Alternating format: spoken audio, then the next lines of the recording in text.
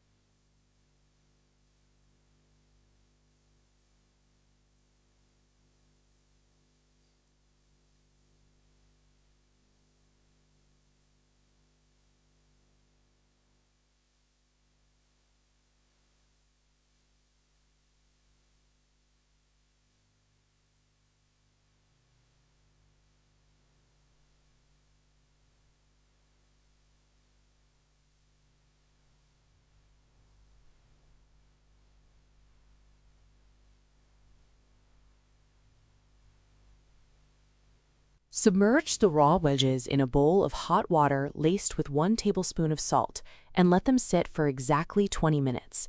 This diagram shows what the soak accomplishes. Hot salt water acts as an extraction environment, migrating excess surface starch into the water.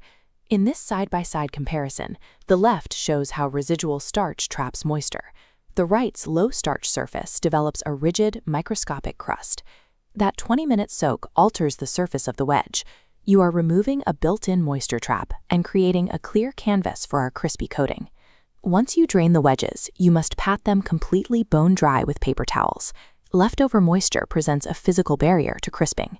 In the oven, that water absorbs the heat needed for browning and turns to steam, softening the potato from the outside in rather than searing it.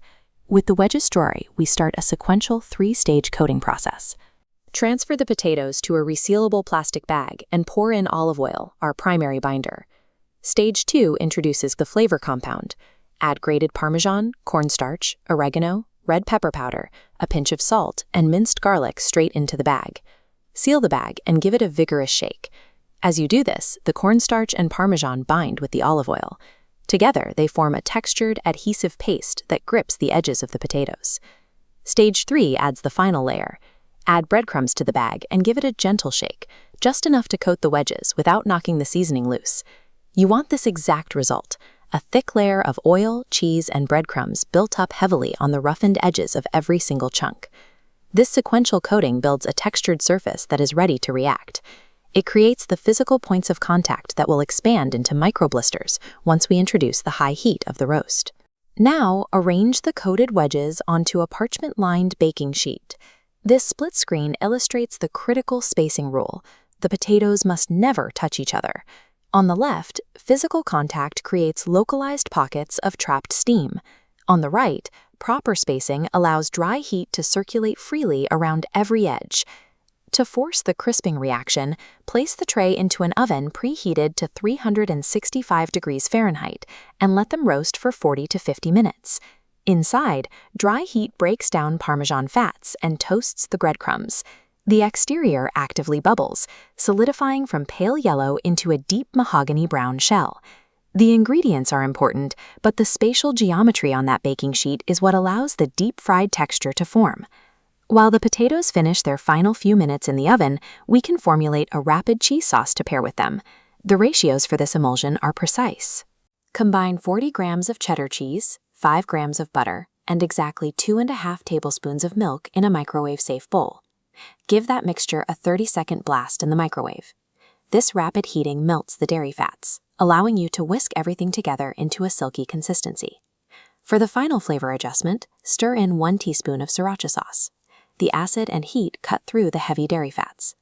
This quick 30-second emulsion provides the necessary rich, creamy contrast to the ultra-crispy, dry exterior of the roasted wedges.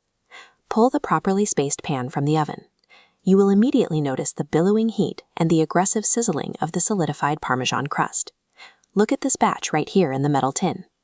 Plate these deep mahogany wedges alongside your velvety cheese sauce and notice how those heavily textured edges held their shape.